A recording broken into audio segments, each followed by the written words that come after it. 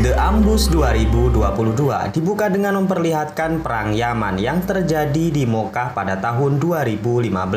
Pemicu peperangan ini adalah sekelompok milisi yang ditunggangi oleh negara asing untuk menggulingkan pemerintahan Yaman itu sendiri. Pemberontakan ini telah menewaskan warga sipil serta beberapa ibu kota di negara Yaman jatuh di tangan pemberontak.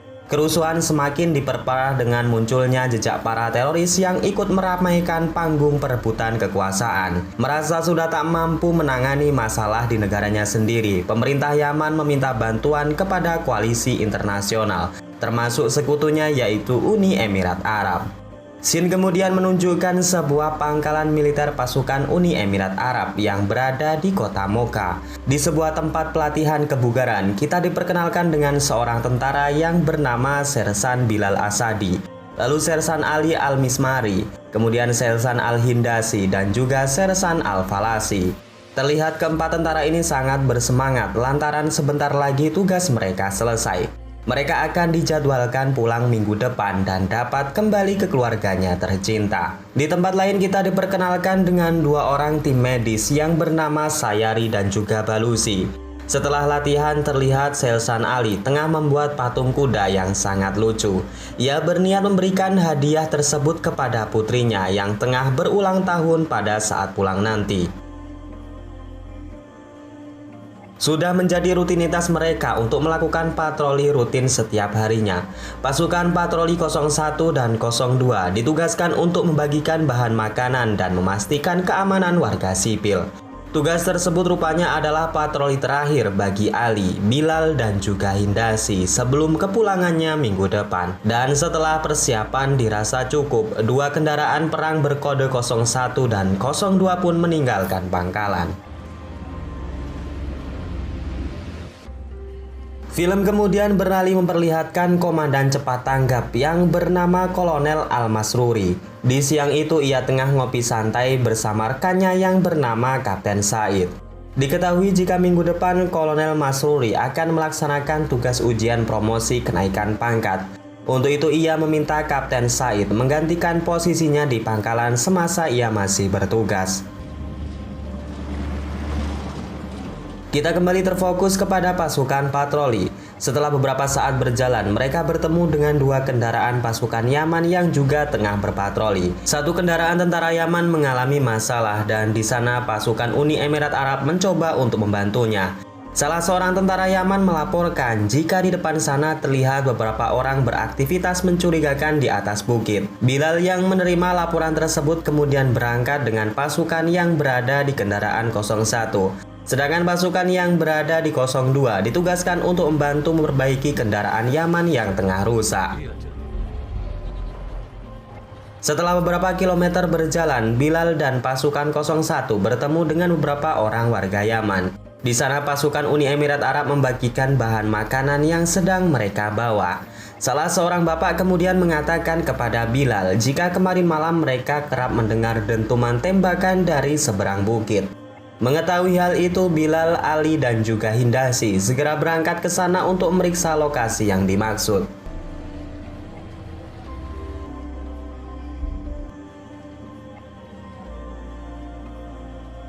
Di dalam mobil, Bilal mendapatkan telepon dari pasukan 02. Mereka telah selesai memperbaiki kendaraan tentara Yaman dan sebentar lagi akan menyusul. Terlepas dari itu, Ali yang mengemudikan tiba-tiba menginjak rem setelah melihat seseorang di tengah jalan. Mereka masih tak sadar sebelum akhirnya sebuah RPG menghantam badan kendaraan dengan dahsyat.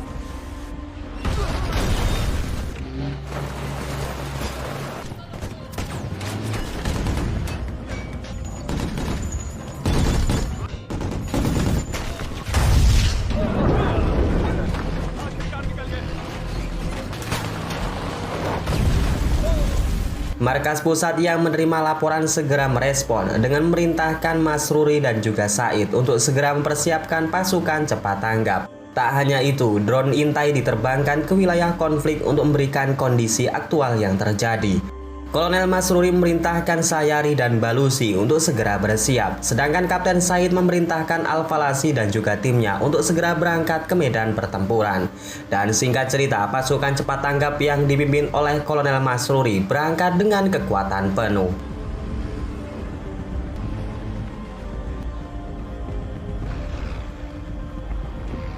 Scene kemudian berpindah di zona pertempuran. Mobil mereka terjebak dan senjata mesin yang sudah rusak.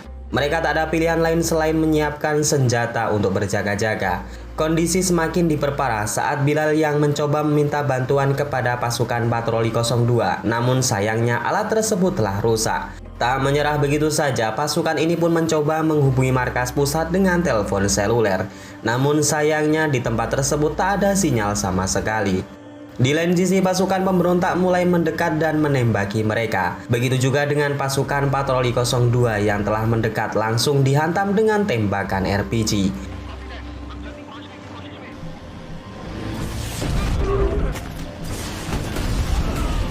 Kolonel Masruri yang memimpin pasukan cepat tanggap menginstruksikan untuk melajukan kendaraan mereka. Ia juga menghubungi pasukan patroli 02 dan menginformasikan jika estimasi kedatangannya kurang lebih 10 menit lagi.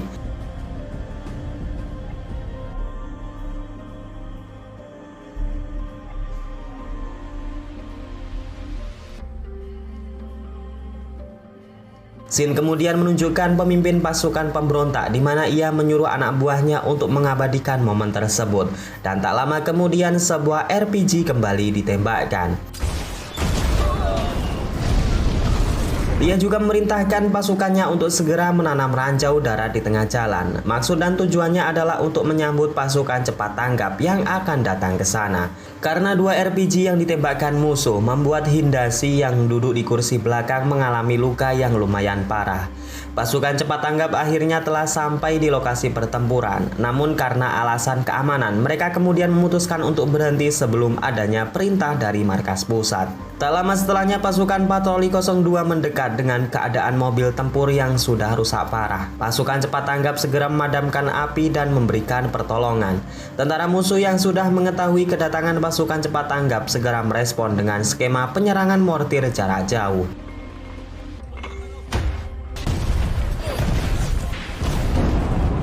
Kolonel Masruri memerintahkan pasukannya untuk mundur dari jangkauan mortir. Setelah itu ia merintahkan markas pusat melacak keberadaan mortir musuh menggunakan drone intai.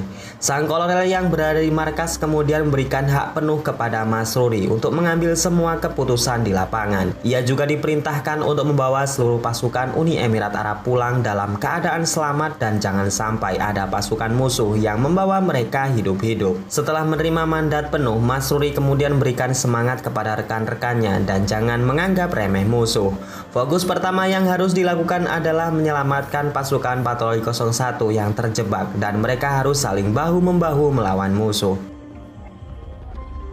Kembali ketiga pasukan patroli 01 yang masih terjebak. Di sana handphone Bilal mendapatkan sinyal. Ia pun segera menelpon rekannya yang berada di markas. Temannya lalu mengatakan jika pasukan cepat tanggap sudah berada di lokasi zona perang.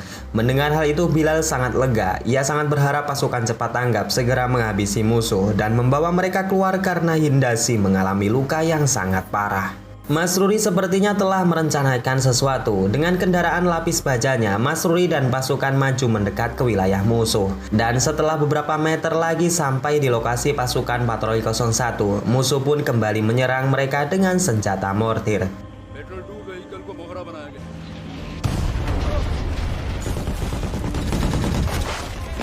Setelah mengetahui titik koordinat pasukan mortir musuh, Masruri kemudian memerintahkan pusat komando untuk memberikan bantuan skema penyerangan udara. Markas yang menerima laporan tersebut kemudian bergegas merespon dengan mengirim helikopter serang Apache untuk menghancurkan senjata mortir musuh. Gagal menghancurkan mobil yang dikendarai pasukan Masruri, pemimpin pasukan pemberontak kemudian menyuruh anak buahnya kembali menyerang pasukan patroli 01. Musuh terus menghujami peluru dan memaksa untuk ketiga tentara ini untuk keluar dari mobil. Namun bukannya menyerah, Bilal justru memberikan perlawanan dengan menembaki pasukan pemberontak. Namun hal itu segera direspon oleh sniper musuh yang sedari tadi memang mengincar kepala mereka. Bilal kembali masuk ke dalam mobil dan memilih untuk bertahan menunggu bantuan datang. Kembali ke pasukan cepat tanggap, Kapten Said meminta izin kepada Kolonel Masruri jika ia dan pasukannya akan maju. Mendengar hal itu, Masruri kemudian mengizinkan Kapten Said untuk bergerak lebih dulu sembari menunggu heli Apache datang. Melihat dua mobil pasukan cepat tanggap mendekat membuat tentara pemberontak kembali ke bukit. Melihat kesempatan itu, Bilal kemudian mengajak kedua rekannya untuk keluar dari dalam mobil.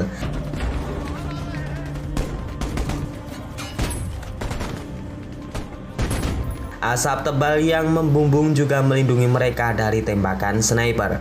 Ali kemudian melihat sebuah lokasi yang terlihat aman. Ia kemudian mengajak rekannya untuk berpindah ke spot tersebut.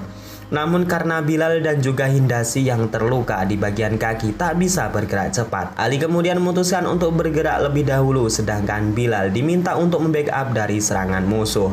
Namun sayang seribu sayang, langkah Ali harus pupus setelah sniper musuh menembak 2 kali di bagian dada yang membuatnya harus tumbang.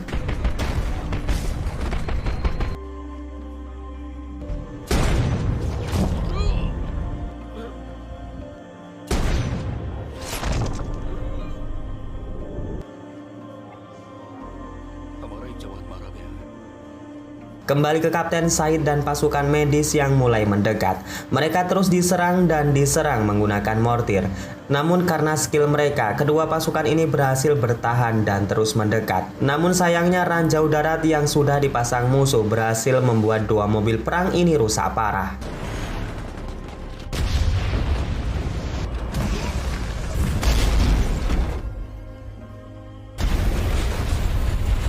Kapten Said kemudian melaporkan jika kendaraan mereka sekarang rusak parah dan musuh mulai menyerang dari berbagai sisi.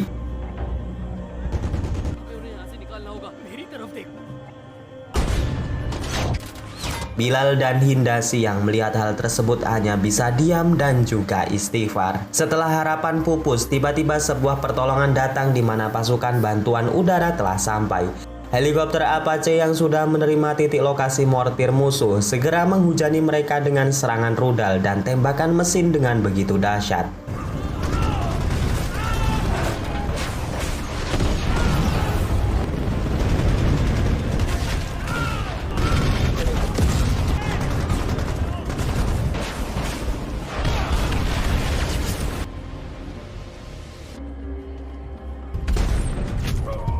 Kapten Said tertembak di bagian bahu kanan oleh sniper musuh. Mereka kemudian mengevakuasi Kapten Said dan menyelamatkannya. Namun heli Apache yang sudah kehabisan amunisi ditarik mundur mengingat musuh memiliki senjata RPG yang sewaktu-waktu dapat menembak mereka jatuh. 2 mobil perang pasukan cepat tanggap segera menuju untuk membantu penyerangan. Namun kembali lagi, tentara pemberontak memasang ranjau darat untuk menyambut kedatangan mereka. Sebetulnya nih guys, drone yang berada di markas melihat jebakan tersebut. Namun alat komunikasi yang berada di 2 mobil tersebut bermasalah sehingga informasi ini gagal diterima. Akibatnya 2 mobil pasukan cepat tanggap yang terus melaju kembali terjebak dan meledak saat memasuki kawasan ranjau. 2 mobil pasukan cepat tanggap kembali rusak parah. Masruri kemudian meminta pusat komando untuk memberikan gambaran satelit yang lebih luas. Di sini Masruri berpikir sejenak dan sepertinya sudah merencanakan sesuatu. Ia kemudian menginstruksikan kepada seluruh pasukannya untuk bergerak maju dan menggunakan kendaraan yang sudah rusak sebagai tameng perlindungan. Sebetulnya rencana nekat ini ditolak oleh komandan di markas pusat. Menurutnya jika Masruri maju maka ia akan diincar karena dialah sang pemimpin. Namun Masruri tetap nekat melakukan rencana ini karena seluruh pasukan yang terjebak sekarang hanya berharap bantuan datang. Mendengar hal itu sang komandan tak ada pilihan lain selain mendukung rencana Masruri. Ia kemudian merintahkan skuad jet tempur F-16 untuk membantu skema penyerangan udara. Dan setelah mendapatkan instruksi dari Masruri, seluruh pasukan cepat tanggap maju serentak dan baku tembak pun kembali terjadi.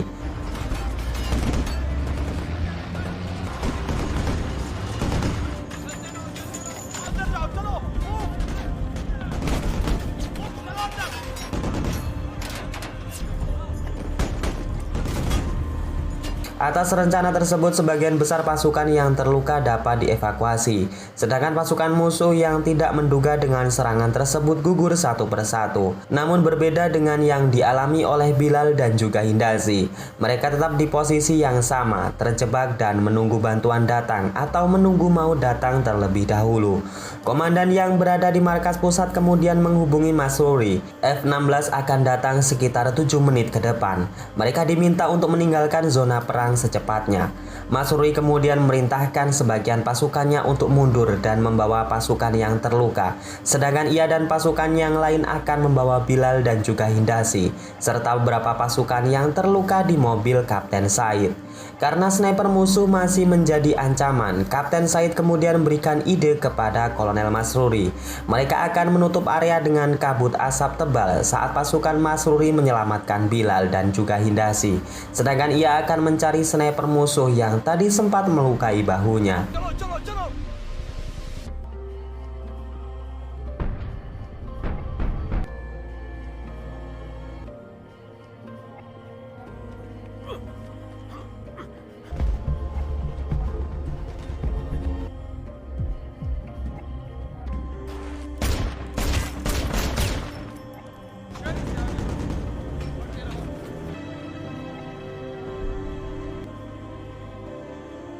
Ali yang tertembak sniper musuh sudah ditemukan tak bernyawa. Falasi kemudian menggendong sahabatnya ke dalam kendaraan yang dibawa oleh Masruri. Di sana Bilal yang melihat jasad Ali sangat bersedih, di mana sahabat karibnya telah gugur dalam pertempuran. Dan singkatnya seluruh pasukan dibawa mundur, termasuk Kapten Said yang menyusul naik ke dalam kendaraan. 7 menit telah berlalu, kini pasukan jet tempur F-16 telah mengkonfirmasi posisi mereka telah sampai di titik yang dimaksud. Masruri kemudian merintahkan pilot jet tempur menghabisi mereka dengan seluruh amunisi yang mereka bawa. Dan setelah itu pun ledakan pun terjadi.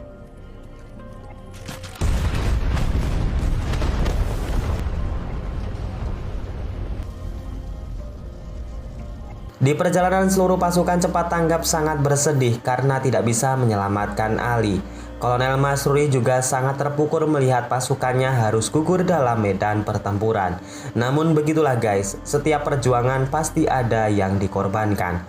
Seluruh pasukan kemudian mendoakan Ali dengan khusyuk, berusap tangis yang membasahi pipi pejuang muslim tentara Uni Emirat Arab.